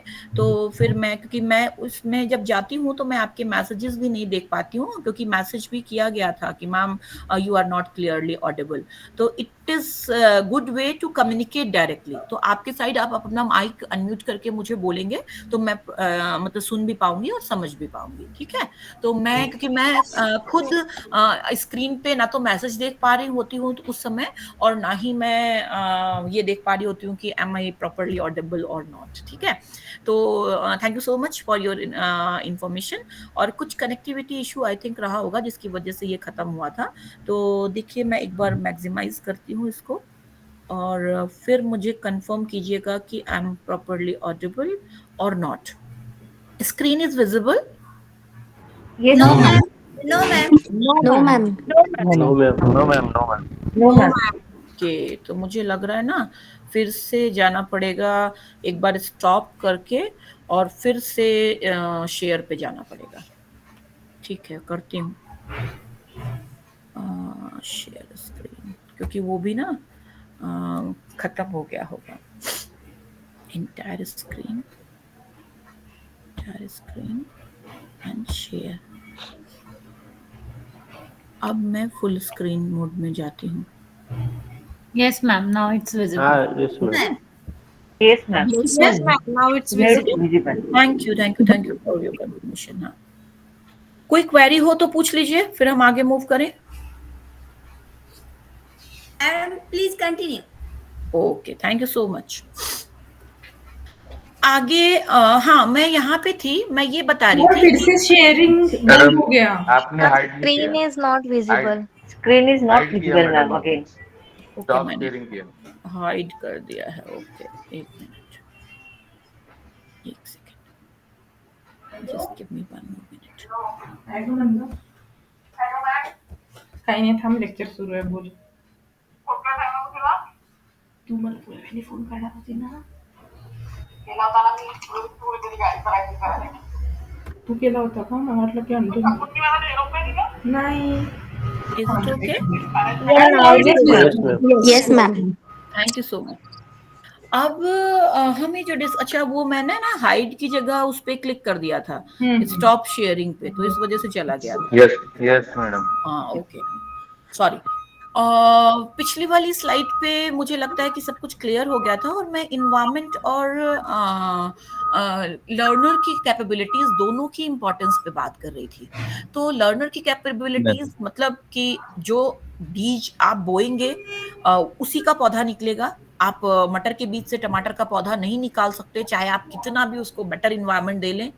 और मटर के पौधे से भी मटर तभी निकलेगी जब आप उसको, ये नहीं कि 4 पत्थरों के टुकड़ों के बीच में रख दिया और मटर का हमने पौधा लगा दिया, अब तो मटर इसमें हो जाएगी। थोड़ी सी मिट्टी भी डाल दी, भले थोड़ा सा छिड़काव कर दिया, थोड़ा बहुत तो डालना ही पड़ेगा ना, तो उससे भी मटर नहीं निकल पाएगी।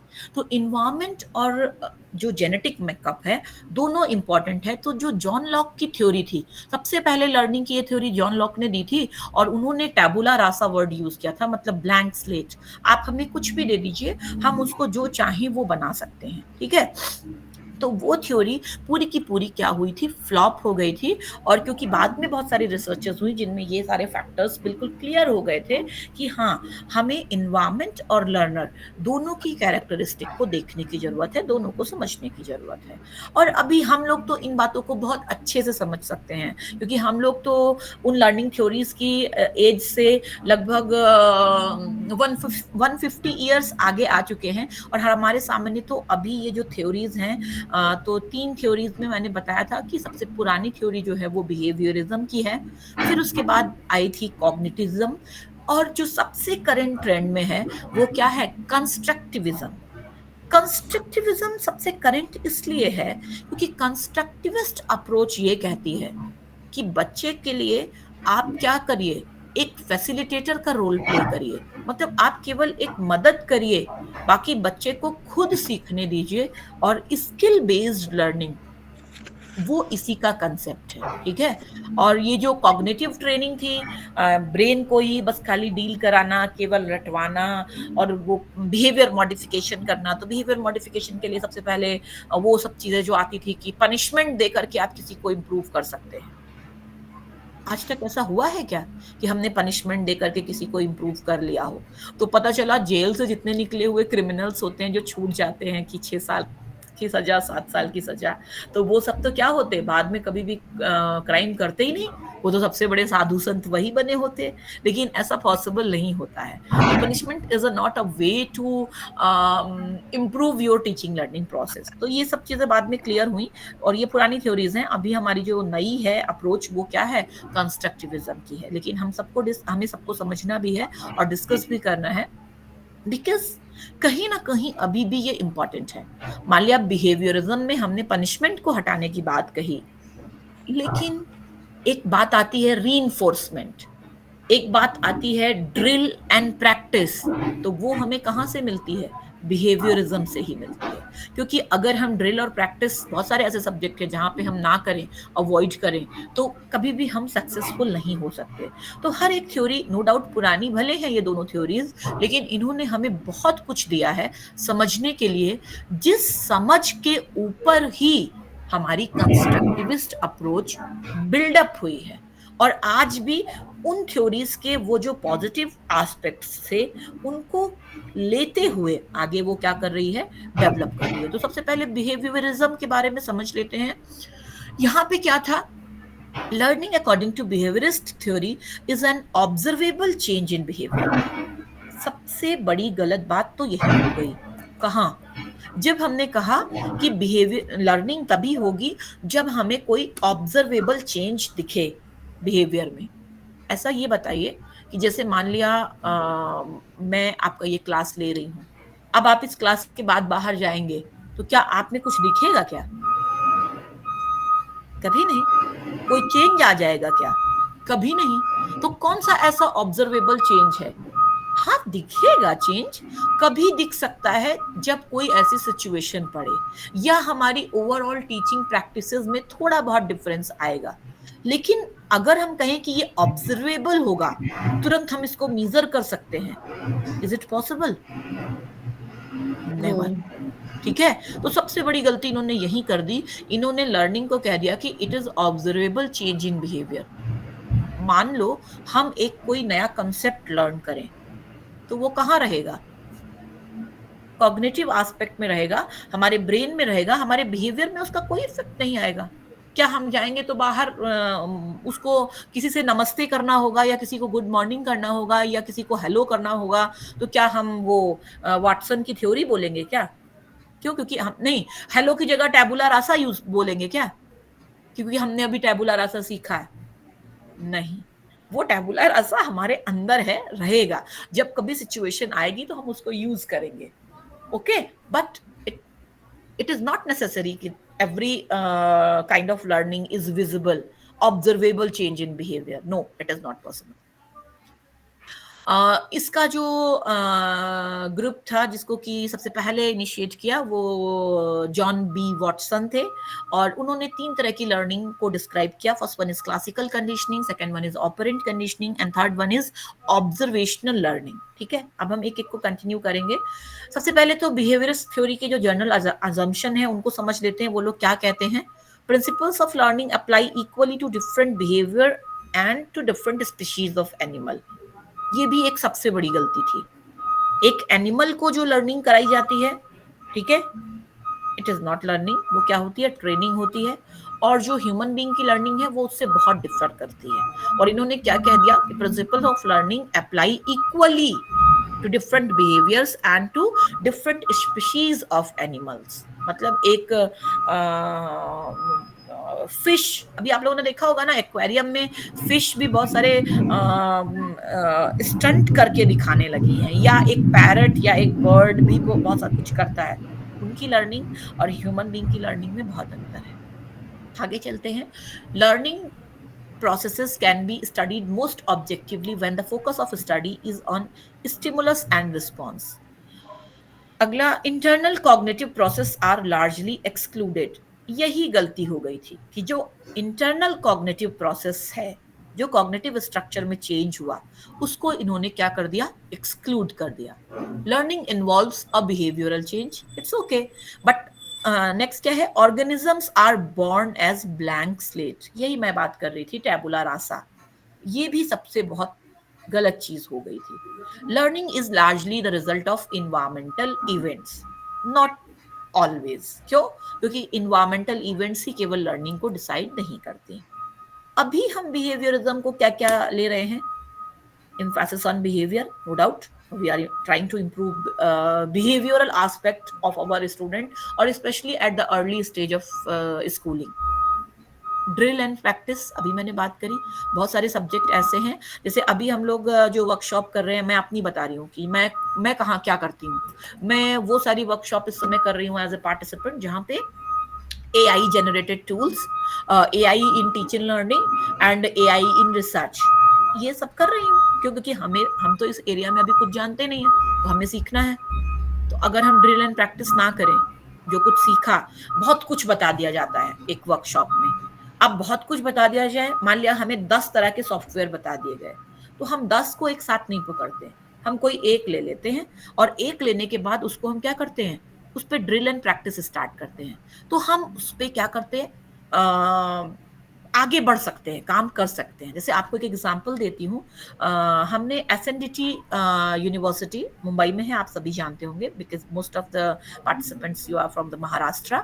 वहाँ पे एक वर्कशॉप करी थी बिफोर कोविड, और ये थी यही मूडल और ये ऑनलाइन प्लेटफॉर्म, ये सब करके थी. क्योंकि उस समय हमें ये लगता था कि these are the innovative areas. तो वो वर्कशॉप हमने करी थी, मैं और हमारे साथ हमारी एक कलीग थी, doctor Shilpi Kumari. She is now in केंद्रीय हिंदी संस्थान आगरा. तो हम दोनों लोग उसमें पार्टिसिपेट किए थे, और वो वर्कशॉप बिफोर कोविड ही ऑनलाइन मोड में थी. और ऑनलाइन मोड में उनकी जो रिक्वायरमेंट थी वो ये थी कि from 2 PM to 6 PM you have to participate actively from your institute in online mode, and after that शायद 2 hour थे for the assignment purpose. तो हम लोग को कहीं जाना भी नहीं पड़ा था मुंबई.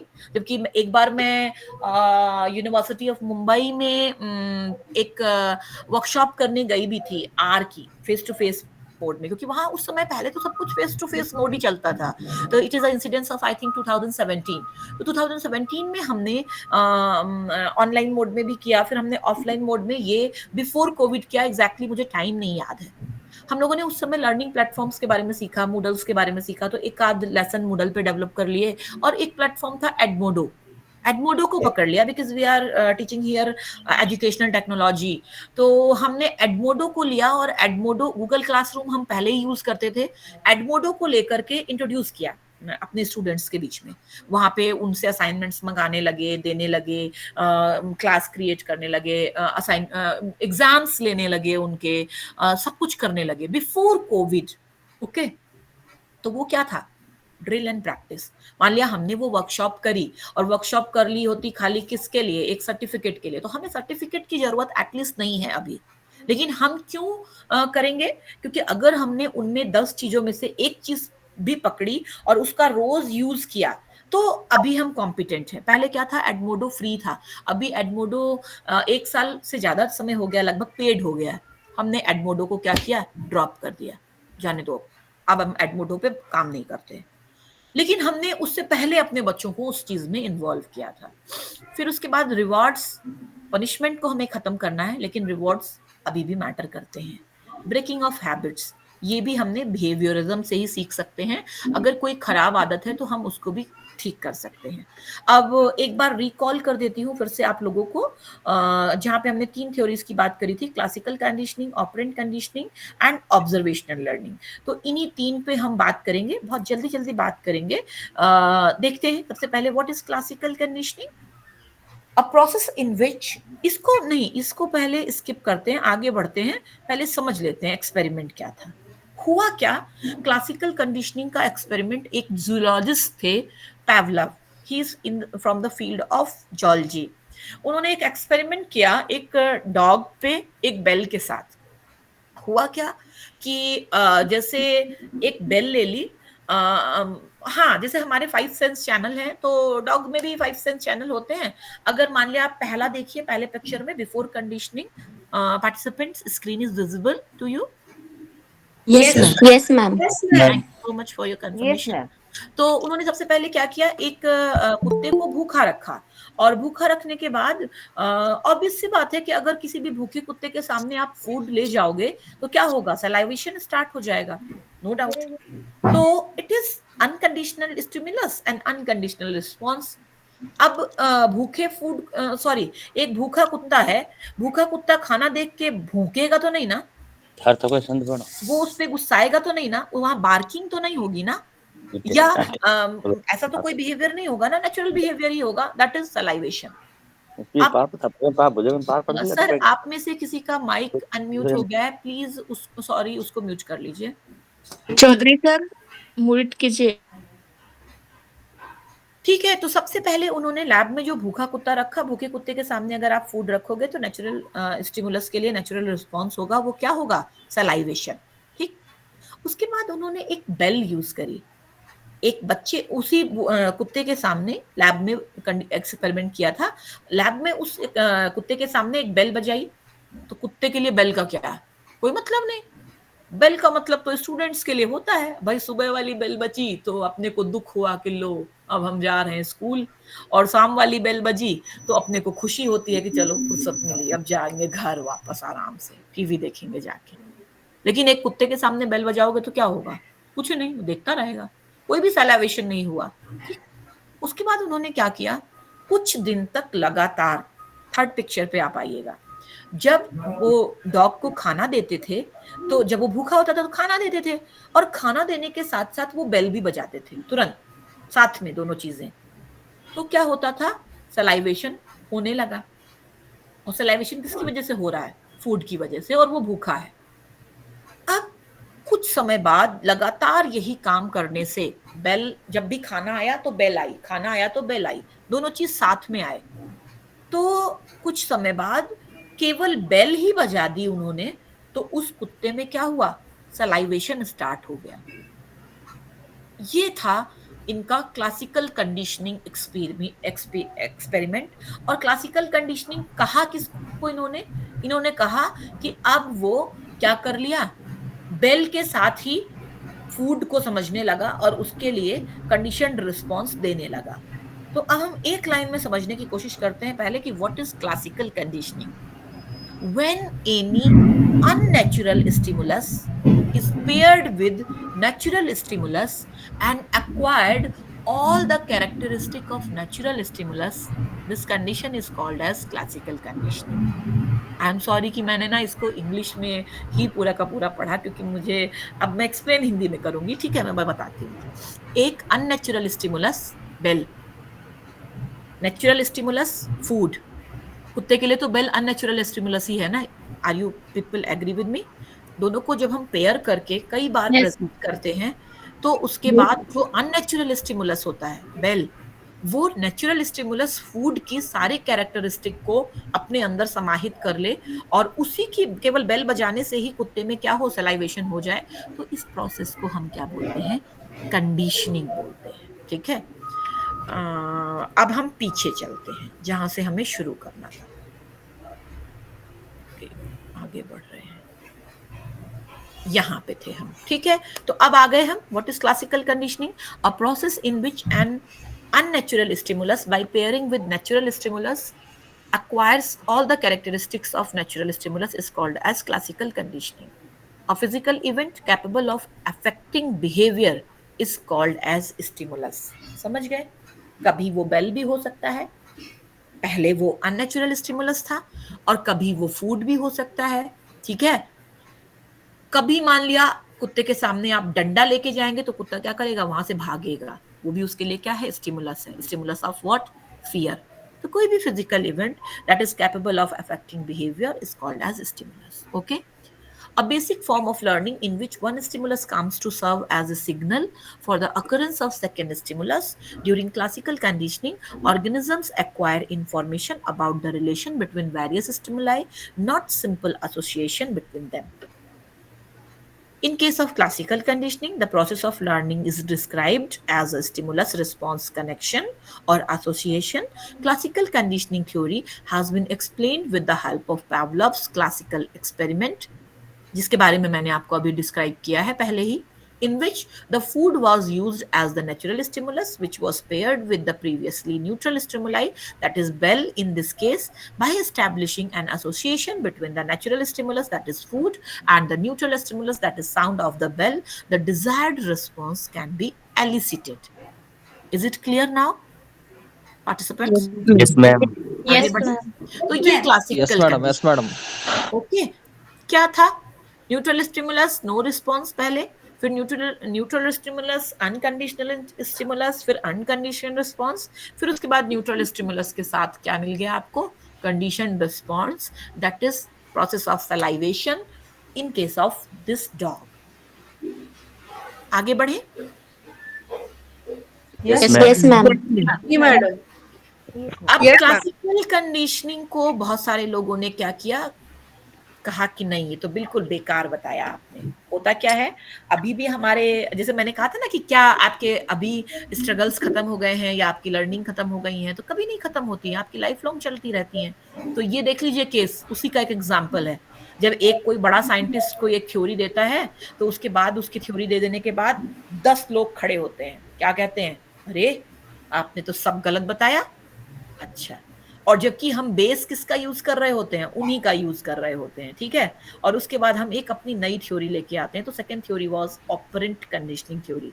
इसके लिए जो सबसे ज्यादा काम किया वो था स्किनर ने किया था। ठीक है, अब स्किनर ने क्या किया उसको भी हम थोड़ा समझ लेते हैं। ऑपरेंट क्या बोला इन्होंने एक्चुअली, मैंने शायद स्लाइड नहीं लगाई है, नहीं, हाँ, तो मैं डिस्क्राइब कर देती हूँ। इन्होंने, स्किनर ने क्या किया था, स्किनर ने एक बॉक्स बनाया, पिजन बॉक्स, और थॉर्नडाइक भी थे। थॉर्नडाइक ने बिल्लियों पे एक्सपेरिमेंट किया था और स्किनर ने जो एक्सपेरिमेंट किए थे वो पिजन पे किए थे। ठीक है, तो स्किनर ने क्या किया, एक पिजन बॉक्स बनाया और उस पिजन बॉक्स में एक जगह एक लीवर लगा दिया।